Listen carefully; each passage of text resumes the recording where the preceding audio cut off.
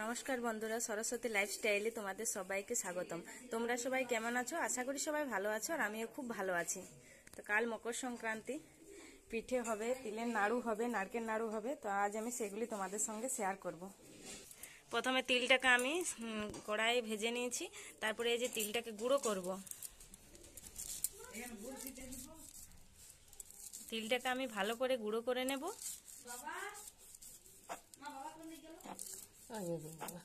আমার তিল গুঁড়ো করা হয়ে গেছে।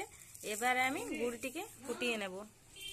কড়াই এখানে গুড় বসিয়ে দিয়েছি, গুড়টা ফুটছে। এর মধ্যে আমি তিলগুলি দিয়ে দেব। যে এখানে তিলগুলি দেওয়া হলো।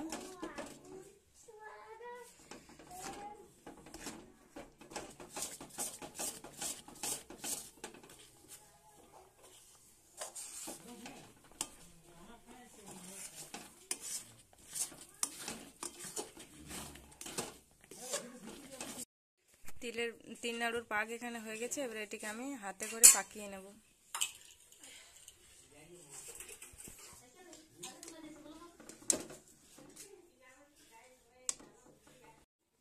তো আমি এখানে তিলের নাড়ুগুলিকে হাতে করে পাকিয়ে নিচ্ছি।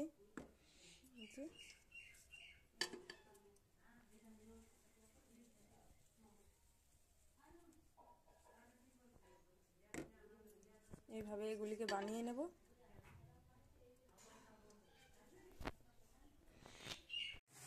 তো আমার তিলের নাড়ু করা কমপ্লিট। এবারে আমি বানাবো পিঠে পুলি।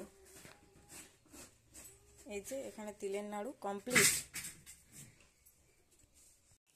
পিঠে পুলি বানানোর জন্য এই যে এখানে কিছুটা গুঁড়ি নিয়ে নিয়েছি। তার মধ্যে জল ঢেলে গুঁড়িটিকে আঠা আঠা করে মেখে নেব।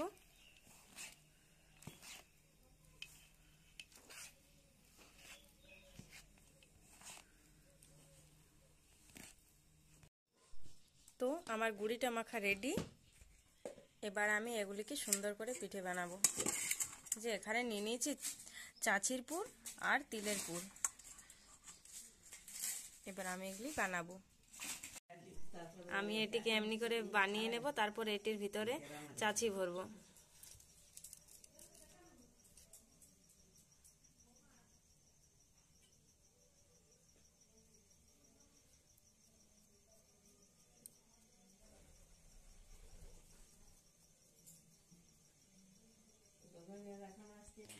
এমনি ছোট ছোট করে আমি অনেকগুলি বানিয়ে নেব।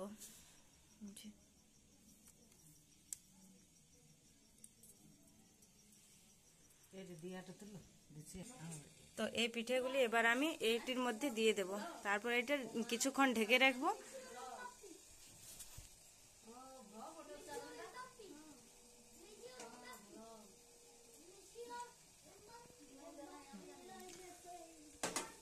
এটিকে দিয়ে কিছুক্ষণ ঢেকে রাখবো।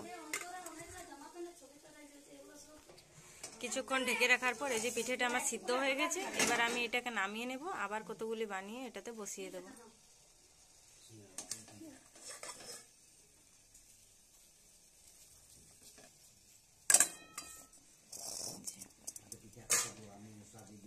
আবার এগুলি আমি ওটাতে বসিয়ে দেব।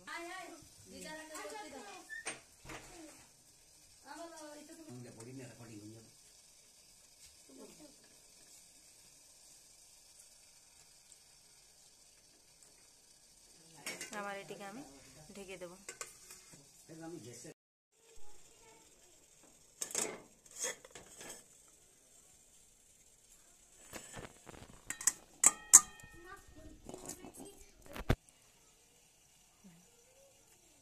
এই যে পিঠের ভিতরটা এইভাবে পুর ভরা আছে।